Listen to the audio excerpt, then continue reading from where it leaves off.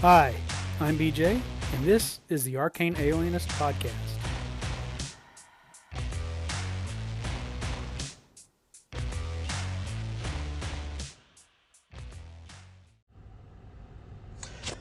Hey everybody, welcome to the Arcane Alienist. This is I'm your host, BJ. Glad you're with us. Today I got a couple calls from Karl Rodriguez, a call from Jason, so we'll get into those first, and then we will move to the main topic today, where I want to talk a little bit about... My mind's just gone blank about what I wanted to talk about. Give me a second. Video games. That's what I wanted to talk about. So let's listen to these calls, and then we'll get into that. So first up, we got Karl. Hey BJ, this is Karl calling about your latest OSR episode. And I always thought that the R in OSR stood for rage. So old school rage, kind of like how new metal and groove metal, hardcore came out of the grunge movement in the late 90s. And then you had groups like Korn and contemporarily Rage Against the Machine. Literally rage. So it's about old school rage. Actually, it's kind of funny that response to a lot of these... I think a lot of these grinders either listen to like Johnny Cash or Leonard Skinner or new British wave of heavy metal from the 80s like Priest and Iron Maiden. At least that's what it seems like. So I think that was the same kind of response. It kind of intertwined, the response to grunge and the response to D&D 3.5 and the OSR old school rage movement. Karl, man, you're way off. Korn is the blood god of Warhammer. It has nothing to do with Dungeons and Dragons or the OSR. I'm kidding. I know you're obviously talking about the band Korn. Oh, that's an interesting comparison. Yeah, that there's sort of a rejection of I think there is a generational thing. 2000 marked a big change. That was when third edition came out, so it was a big change in D&D. It was a big change culturally. I mean, I know the move from 1999 to 2000, that's an arbitrary point in time that we make, but it is there was a lot going on then. New election in the United States, new trends in music, new trends in art. Like I said, third edition hit out. It was the first edition to begin to have some good digital tools. I know there was some stuff kind of still in second edition that were computer based, but really, third edition was the edition that hit when we had some form of course, back then it was chat rooms and news groups and stuff like that, and message boards, not social media like we have it now. So yeah, I could see where you've got a rage against sort of where things have headed and a desire to try something different. But that's not all Karl has to say. So here, let's see what his next call is about. I like that dragon reference you made, but I have an actual gameplay tale way back from the Broken Lands game, and it was Aaron Clark and Grill Wizard Gabriel, and they were not super high level, probably between second and third level, and then they spotted like a hill giant layering in some sort of ruin, and they're like, I don't think we want to fight a hill giant because we're going to get smashed. So let's wait a little bit. And they waited, and sure enough, the hill giant kind of went away, and then they went in there and looted his stuff. Unfortunately, I think the hill giant could smell, the blood of a goblin kind, and kind of tracked them down, or eventually there was a random encounter and they got the hill giant again. I think I rolled the hill giant and I was like, oh, same hill giant. That makes it more fun. But then they were able to climb up to rocks and sort of kite the hill giant as it tried to climb up after them. And they were able, surprisingly, to defeat it. But of course, it wasn't just, it was not just two player characters, right? It was the player characters and their henchmen. So several goblins with bows who were shooting really well. And then I think Gabriel was playing like a trolling, and then his henchman was an elven fighter magic user that they had captured. So which, when the troll got turned to stone, then the fighter magic user became his main character. I think it was Tanith, I think was her name. Tanith Terror, something like that. Anyway, so yeah, it was pretty cool. that they were able to do that. But initially, this whole adventure started with them like trying to avoid getting smashed by the troll and just taking his treasure and getting XP from that. Fee, fi, fo, fum. I smell the blood of a goblin. Oh, great story, Carl. I think that's a good illustration. In fact, with the giant reference there, I kind of wonder. Think about Jack and the Beanstalk. If Jack levels up to be a higher level, whatever he is, assuming he's an adventurer. It's going to be from the golden goose that he gets his XP, not so much from killing the giant. And of course, in old school style, he kills the giants not in a heroic clash of arms, but he chops down the beanstalk and causes the giant to fall to its death. It's not it's more quick-witted and creative problem solving, thinking on your feet. So yeah, I think maybe Jack and the Beanstalk is a good reference to maybe an approach to old school gaming. Maybe, I don't know. I'd like to hear what other people think about that. But again, thanks for the both calls, Carl, and for the stories there. Everybody be sure and check out the GMologist Presents podcast, which you can find on Spotify or find podcatchers everywhere. Also be sure and check out Carl's YouTube channel, where yours truly is a frequent guest star in some of the live plays and other stuff going on. So those are both great places to go find some content. Now let's see, we've got a call from Jason, so let's hear what Jason has to say. Hey BJ, Jason here. Just listen to your metagame episode. I think that's a great overview for a certain type of game. But when we look back to the earliest days of the game, I'm not sure they really played that way. And of course, that's all conjecture in here. But there's also the idea of playing these games as adventure games. And, currently is being championed by the Classic Adventure Game podcast. But there are others out there that champion this kind of thing, where there's nothing wrong with using that player knowledge of what's in the monster manual or things like that. So that's not always a taboo. It just is for some play styles.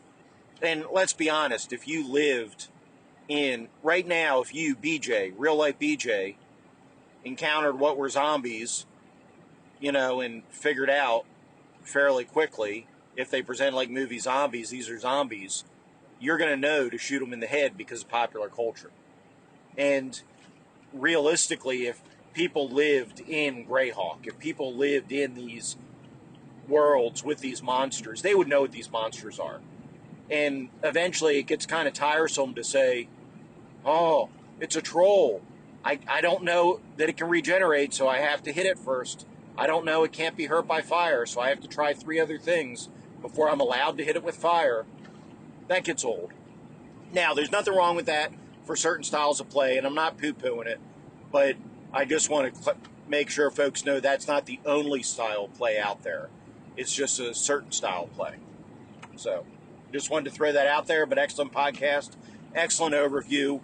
I hope your new group goes well. It sounds like it will. Sounds like a great group of kids. And large groups are a ton of fun. I really love playing in large groups. And I think the style game that you laid out, the role-playing game you laid out, will probably work really great for those kids. And I look forward to maybe some reports from you as that goes on. So take care of yourself, and I'll talk to you soon. Hey, Jason. Yeah, we're talking about 2 different types of metagaming last time. The metagaming that is using sort of knowledge you have as a player to guide what your character does in the game, which, yeah, I think you're right. I think there's never, I'm remembering, like, even if you look at the BX Moldvay in his examples of play, they got a little script they print out where what the DM says and what the players play, and there's a reference to where the player says, I hope we come across an elf in cloak and boots, because he's playing an elf. And they're sort of, even they're implied that the players know something about the world, that they're aware of what kind of magic is out there, maybe what kind of monsters are out there, and that doesn't mean that fighting a troll, even with the knowledge that you need fire, doesn't mean that, well, you just auto win that scenario. It's still not dangerous, right? It's just creates a unique way of dealing with that, different than you would another monster of similar size, right? So yeah, older games, I don't know that metagaming was poo-pooed the way it is in some games. So good point there. I think from the metagame that I was also talking about is what drives your XP. Certainly, though, affects the kind of choices players make. Do we stand and fight, say with a troll to the death, or do we just hold it off while somebody else swipes the treasure that it's guarding, and then we all beat it out of here, because that's where all our XP is going to come from, right? Which is really much more, I think, what if my objective is just to explore this cave, figure out what's there, and report back to town, I'm not fighting a troll. I'm running away. But if I see a bunch of treasure there that I think, ooh, I'd like that, I might stand a little bit till I can get to that treasure, and then I'm going to run away. Unless my specific mission that's been assigned to me or objective is, bring us the head of a troll. Why am I fighting to the death, right? If I'm a practical person, right? So yeah, these knowledge of the rules and what works and what doesn't work, and a little bit of that metagame changes the way people play. And so I'm not. It doesn't bother me when people metagame in either sense, to a certain extent. I think what more egregious uses I've seen of metagaming, it honestly is not someone knowing the weakness or the trick to fighting a monster or debugging a trap. It's more, I think I've told the story before, back in college playing in a game where we had to have a 20-minute, this may be less metagaming and more rules lawyering, but maybe it's a little bit of both. This 20-minute diversion where the game just screeched to a halt because we were into some caverns and we got swept down an underground river. And you get battered by rocks, and then eventually, you pop up on the other end, having lost some hit points and exhausted and drenched. You kind of slide under the roof of a low-hanging roof, and then come back up, and you can breathe again. But the first guy that goes down says, I yell back to everybody, watch out. And the DM says, you can't yell back, you're underwater. And he goes, well, they're underwater too. And so we had this long debate about, well, sound carries underwater, but it's rushing water, it's going around rocks. There's a lot of, gurgling sounds and all that to prevent the rest of us from losing 2 or 3 hit points. But it's kind of this debate about the physics of how sound travels underwater, till finally the GM just said, well, is your 6th level fighter from a medieval world, they have a doctorate in physics? It was just, again, I don't know if that's rules lawyering or metagaming or maybe a little bit of both, but he didn't like the DM's ruling, and that's what we did for a good 20 minutes or so. Anyway, thanks for the call, Jason. I always appreciate it. Everybody check out Jason's podcast, Nerds RPG Variety Cast. And now we will move on to the topic of today's show.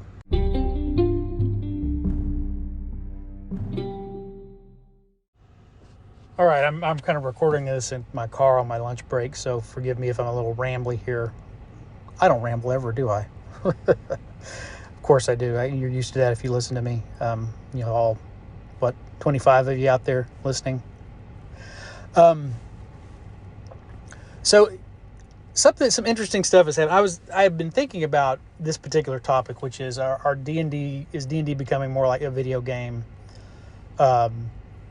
And then last week, at the Dungeon Craft YouTube channel, Professor Dungeon Master Dan Masters reported that he had attended PAX, and he actually got to preview the new official Dungeons and Dragons virtual tabletop that's supposed to be released, I think, next year, along with the one D&D 5.5, whatever is coming next year.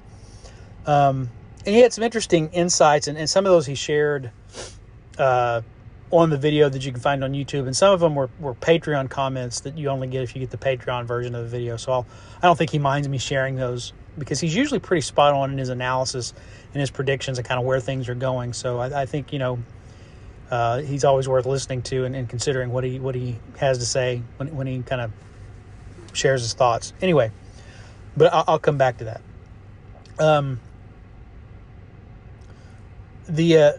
But maybe around 3rd edition, but definitely the big criticism of 4th edition was they're trying to make it like Warcraft. They're trying to make this like a video game. Occasionally I heard people saying they're trying to turn it into more like a collectible card game, but I think they borrowed mechanics from video games. They borrowed mechanics from Magic and other collectible card games, but I don't think there was an effort to not have it be tabletop role-playing in 4th edition. Of course, everybody was playing online. We have virtual tabletops now. In fact, that was sort of the big promise that 4th edition never delivered on, was delivering a virtual tabletop experience. But the question is D&D becoming more like video games? And I think it's important to, or rather, are they wanting to turn it into a video game? And I think, no, they aren't wanting to turn it into a video game. If you consider a video game simply a game you're playing with digital tools on a computer, then yeah, hell yes, they're turning it into a video game. Why wouldn't you if you wanted to make money on it, right? But for that matter, every role-playing game I play is a video game at this point. I'm for the last couple of years, virtually nothing at an actual tabletop. It's just been online with friends, but they're still role-playing games. They're not video games. They're just tabletop role-playing games that we're playing on a virtual tabletop. And I think that's an important distinction to make. But I think it's also interesting, just as I was sort of gearing up, as I've mentioned, my son's friends want to play D&D and trying to think, how am I going to get him used to these rules? And I think sometimes people my age or a little older kind of fret because we've had a long history of introducing friends to the game and trying to explain concepts. My son gets all this stuff perfectly. He grew up around me, so he's probably absorbed a lot of it by osmosis even before he started playing. But I think most of his friends do too, because so many of the video games they play have elements that video games have brought from role-playing games, particularly from D&D, because they're elements that kind of started with, if not with D&D, with some of the war game inspirations for D&D, and then have been ported over into video games for decades. Now, if you think of a game like Pac-Man, or some of the early arcade games, not so much. But when you really start looking at console games, even going back to the late 80s, mid to late 80s, with things like Legend of Zelda and a lot of the computer role-playing games. Of course, some of the early computer role-playing games were based on, they were Dungeons and Dragons IP. So, but things like having something like hit points, a health bar, health status. Pac-Man touches a ghost and he dies, right? He doesn't have a number of times he can get hit by a ghost before he dies. You hit a ghost, other than if you've got the power pellet and flip the tables on him and can eat him, right? Super Mario, Mario dies when he touches a bad guy if he didn't jump on its head, right? When you go to Super Mario Brothers, if he powers up into the bigger Mario, then yeah, he can take one hit. But there's not this sort of constant tracking of hit points or health like you see in sort of the Legend of Zelda, or other games like that. Well, that's become pretty bog standard now in video games, is for your character to have certain health status. It's become really, really common in role-playing based video games to have to manage an inventory. If you look at things like Minecraft, or even the current versions of Legend of Zelda, Breath of the Wild and Tears of the Kingdom, you have to craft items and equipment for yourself. Your equipment wears out, you have to replace it. And games like Minecraft and the current Zelda games and Skyrim, things like that, even though there's sort of, well, not in Minecraft. I think there's kind of a plot in Minecraft if you look for it. There is an end state you can try to get to. But in these other ones that are much more D&D like, there's some objectives and kind of a way you go, but there's still a lot of sandbox, open world aspects to them. So I guess my argument would be, and I don't know if it's an argument or maybe just a perspective to consider, is that I kind of think video games over time are becoming more like D&D as much as D&D is becoming like a video game. And when you think about what we consider old school play, sandbox, exploration, inventory management, video games are incorporating a lot of that stuff. So when I think about trying to teach a bunch of high school kids right now how to play D&D, I don't think their learning curve is going to be nearly as steep, because they have reference points for almost everything mechanically we would want to discuss. I think the difference is, again, in a role-playing game, they can go beyond the limits of the written rules. Say in a video game, even if you put sandbox and inventory management in this, when you encounter a boss monster, there's really just a couple ways to defeat it. But the only ways can be whatever the programmer thought to put into the game, versus in tabletop role-playing games, the game master can always go, well, that's some outside thinking there, but yeah, I can say that works, because that's plausible, that makes sense. Go ahead and give it a try. But I don't think that, like I said, I don't think that that video games and role-playing games are as far removed from one another as a lot of people might think. I particularly, if you grew up with video games, and I'm talking about, the console games, the age of Nintendo and the Sega Genesis and the Xbox, versus I think a lot of people kind of my age and older, where it was more arcade games, and maybe some of the early home consoles, and then we kind of bounced on to other stuff. Our experience of video games is that it's not very much like a tabletop role-playing game, whereas a lot of current games are. So that was just something I thought, again, and kind of follow up on some more discussion about preparing a campaign for kids and what are they going to have to learn. And I think it's going to be much less like them having no concept of a role-playing game and having to start from scratch, and more like when you move from, say, Dungeons and Dragons to Traveller, or Traveller to Call of Cthulhu. You get kind of the basic premise of rolling dice and what characters are like, and you have certain things you're good at and not so good at. It's just a matter of learning the particular mechanics, and I think that's what we're going to see when I get this group of high school students, most of them who've never played a tabletop role-playing game. They're going to see the parallels to video games they've played. They just got to learn how to do it with dice and paper and pencil, and not or doing it themselves instead of having the software kind of do it for them and just telling them what their status is. That's one of the advantages of video games, and it has one of the things that virtual tabletops do for you, like Roll20, Fantasy Grounds, stuff like that. Is it helps do some of that stuff for you, particularly Fantasy Grounds. Automates just about either from the attacks to taking the damage to having your character roll a save. It's all pre-programmed in there, so you really just have to make a few choices and click, and then it takes care of all the rolling and the calculating and the addition and subtraction, damage and things like that. So second part of this, just it was interesting to hear the Dungeon Craft feedback on getting to play. One, he was surprised they let him in there, because he's pretty critical sometimes of Hasbro and Wizards of the Coast. Not always. He has a lot of good things to say about 5th edition and current D&D, even though he doesn't, he prefers some of the old school stuff as well. But he said, and he's usually right in his predictions, and this is something I think I've said, and people have told me I, just either ignored me or acted like I was crazy to say this. They are not going to turn Dungeons and Dragons into something like Skyrim, where you're moving an animated character around an animated virtual environment. They're just giving you virtual versions of tabletop terrain, and that's exactly what he found when he went in there and played. It looks like Dwarven Forge dungeon terrain. That's just the DM can set up, or it comes prepackaged if you're running a canned adventure. It's not a virtual world, like you're looking through the eyes of your character, like you get in actual video games. Your character is not an animated creature that sort of moves with full motion across the screen. It's a digital image of a miniature, and you kind of scoot it or pick it up and move it across the battle mat.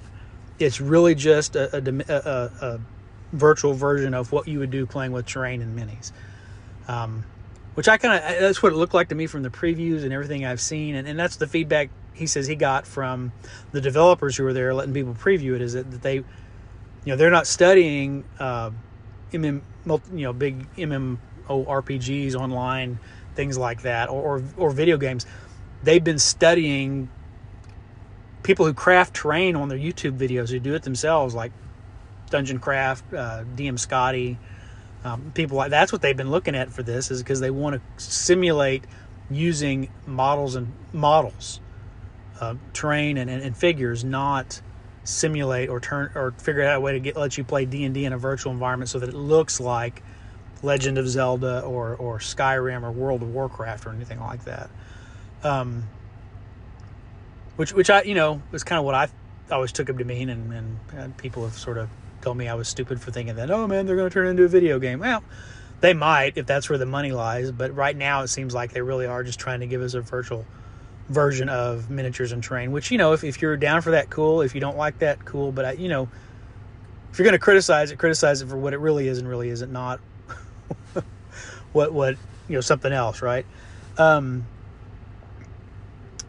other thing in his Patreon comments he mentioned was, there's this fear that the VTT is going to become a place of microtransactions, and there wasn't any evidence of that so far. That hey, I bought this loot box for $9.99 and it gave me a +2 battle axe, so now I have a +2 battle axe regardless of whether the DM can put that in the game or it was treasure. No, they're not going to do any of that. It's still, you might pay for different skins, different poses, I don't know, but it's not going to be a you want some magic items or some better gear, you got to go pay to do that. The DM still puts it into the game and it's treasure or it's for sale. It's still in the DM's hands, running that the way we're playing on VTTs now. It's just a much sharper looking VTT with more integrated tools, of course, so they can get you there. And then what they're going to want to sell you is rule supplements. They want to get you to subscribe so you will buy the content for the newest splat book that gives you new feats or spells or character options, or so that you will buy the newest published adventure. They'll plug it in and automatically work. That's what they're wanting. I think that's what they're wanting there, not to turn this into a loot crate, or a loot box microtransaction, nickel and dime kind of thing. At least not now. Again, if that's where the money goes, maybe that's where it'll go. But so again, I don't think they're trying to turn D&D into a video game so much as they're just trying to figure out a way to let people use digital tools to play D&D. Of course, with it being Hasbro and Wizards of the Coast, they're going to want you to play the current in publication version of D&D, not older out of print versions. But hopefully, we'll have all those other great virtual tabletops to fall back on if you want to play those online. Right now, though, I'm gearing up for the first time to take it offline and play it at a table with a bunch of kids sitting around the table, rolling dice and marking things down on their character sheets with a pencil, which is really excited. And so I'm trying to think about, I got to break out some terrain and some miniatures and get back in the habit of how to do that. I've been looking at the adventures I want to run. I don't think I need to go overboard. I think a lot of it can be theater of the mind. A lot of simple combats can still be theater of the mind, but I want to have those available when distance and obstacles and positioning really become a factor in some of the more interesting encounters. So that's where I'm at right now. So again, just a collection of thoughts there on the relationship between video games and tabletop role-playing games. So my thought is, at least for the time being, well, they are turning D&D into a video game, and that's what Baldur's Gate 3 is. They're going to make D&D video games, but I don't think they're trying to replace tabletop role-playing games with a video game experience. They're trying to create a virtual digital way to do that online with other people using computers instead of physical books, papers, pencils, and dice and things like that. So those are my thoughts. Let me know what you think. And until I come back with another episode, wherever you're out there, whatever you're doing, take care of yourself and try to make somebody happy today. See you later.